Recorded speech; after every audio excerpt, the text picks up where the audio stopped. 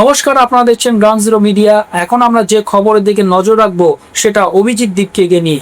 এক মাসেরও বেশি সময় ধরে যন্তর মন্তরে যে ককরোচ জনতা পার্টির বিক্ষোভ হয়েছিল, তার জেরে কিন্তু পদত্যাগ করতে হয়েছিল তৎকালীন শিক্ষামন্ত্রী ধর্মেন্দ্র প্রধানকে।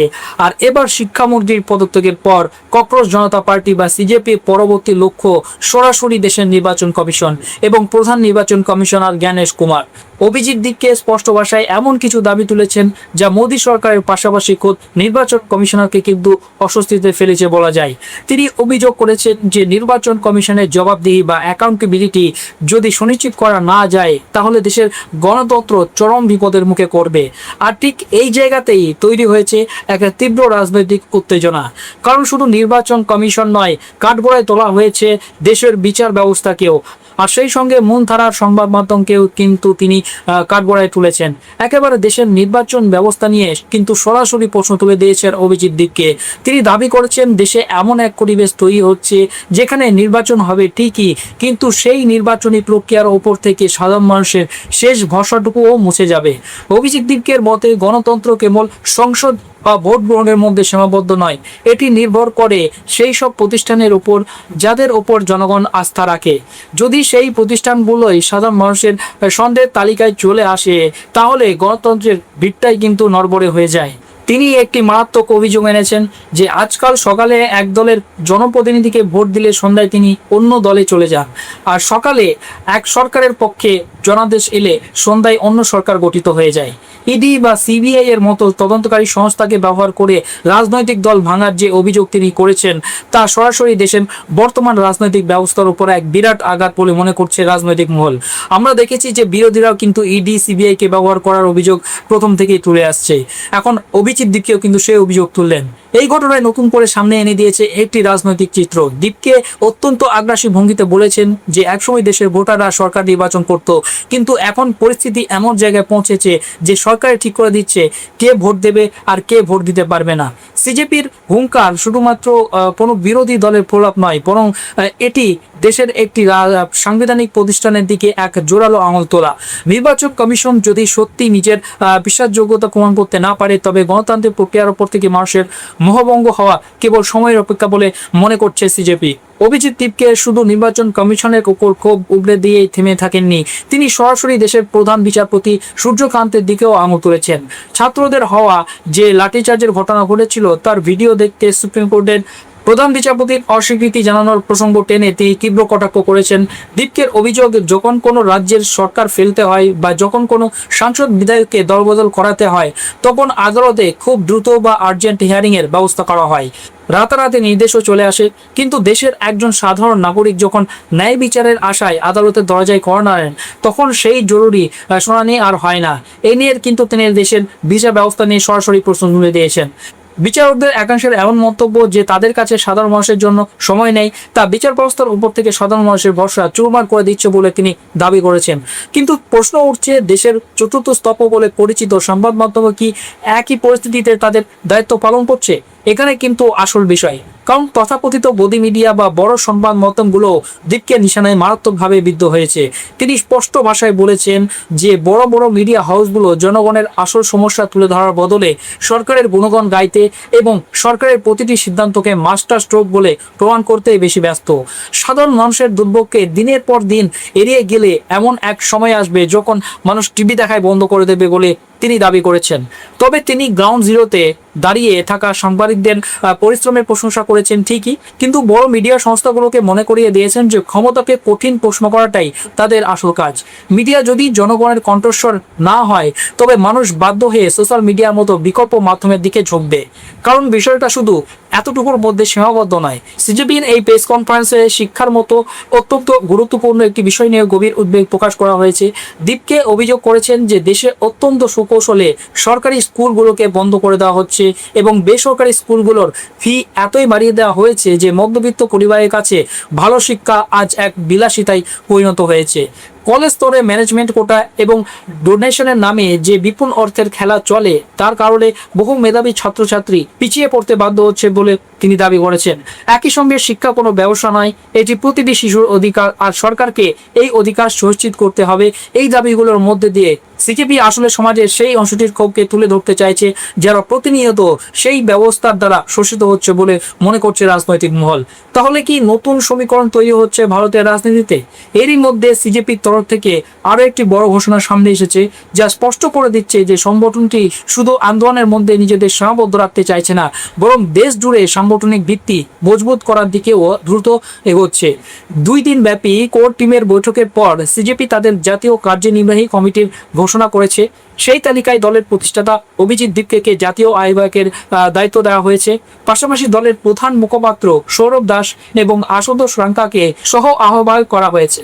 এছাড়াও অজিনক্য সিন্ডেকে জাতীয় সংগঠনের দায়িত্ব দেওয়া হয়েছে।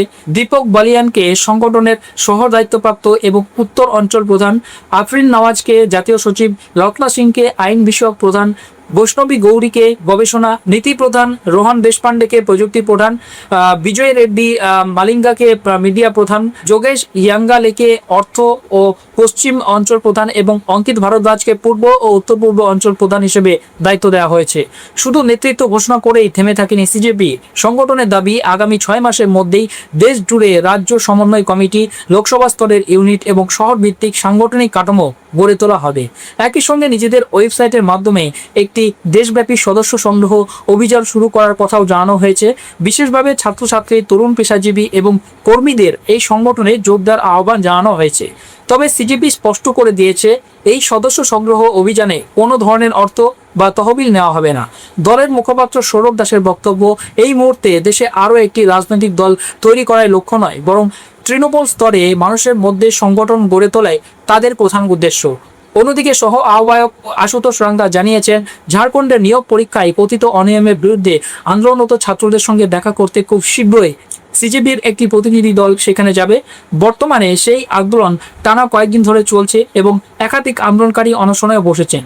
এই সমস্ত পদক্ষেপ থেকে রাজনৈতিক মহলের একাংশের প্রশ্ন, তাহলে কি সিজেপি ধীরে ধীরে একটি সর্বভারতীয় সাংগঠনিক শক্তি হিসেবে নিজেদের প্রতিষ্ঠার দিকে এগোচ্ছে? আগামী দিনের রূপরেখা স্পষ্ট করতে অভিজিৎ দীপকে এক বিশাল জাতীয় স্তরের কর্মসূচি ঘোষণা করেছেন, যার নাম দেওয়া হয়েছে কি বলছে পাবলিক বা কে বলতি পাবলিক।